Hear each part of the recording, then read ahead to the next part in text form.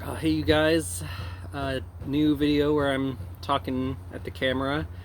The title of today's video is We Don't Know How Good We Had It, and it pertains to comics. I want to talk about one of my favorite comic books by one of my favorite comic authors, Alan Moore, the Big Boss, because Watchmen was on TV the other day, so I watched a bunch of it, rewatched it, and it made me kind of have a little trip down memory lane to when I watched that movie back in high school. It came out, and I was already a fan of the comic book.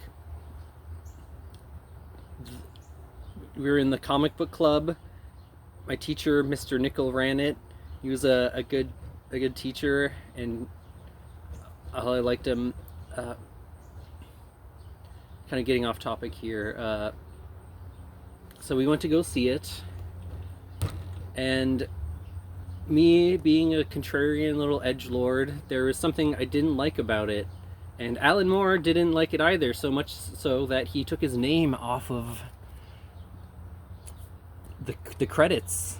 And what exactly did I have beef with and didn't like about it? Well, I'll show you. Spoilers if you haven't read the best edgelord comic yet.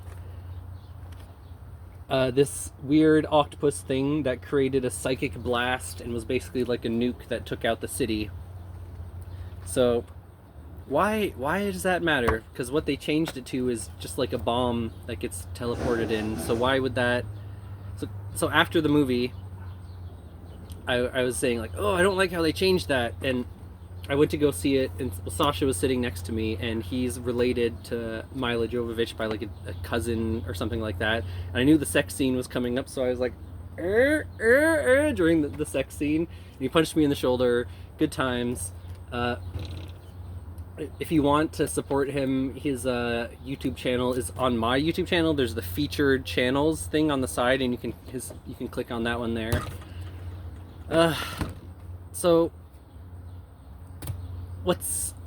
why does that matter? Why does it matter that they changed it slightly? Like looking back now, it doesn't matter that much to me. I was like, oh, I understand more now how they have to cut things out of movies to like lower the runtime and simplify it. So I'm more accepting of it now, but at the time I thought it was like a compromise that wasn't good.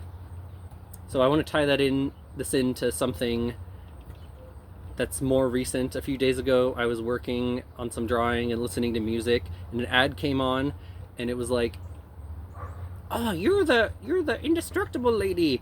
And he's like, "I don't go by that name." "Oh, let's fight now. I'm a tough woman." Blah blah blah blah, and it's followed by like loud banging noises and fighting. And I like reached over the table like, "Oh, let's turn this Marvel slop off of this ad." And sure enough, I looked at it before I hit skip on the ad, and it was a Marvel movie. So that's kind of what I meant by we don't know how good we had it, because of how bad things are getting. And Jamie Lee Curtis even got in a little trouble for saying how the situation with Marvel is bad. And apparently, like, one of her handlers said, no, you can't do that. So she retracted the statement. It's like, you can't even talk about how bad things are with how bad these Marvel movies are. It's like, an AI may as well be writing them when it gets to a certain point, right?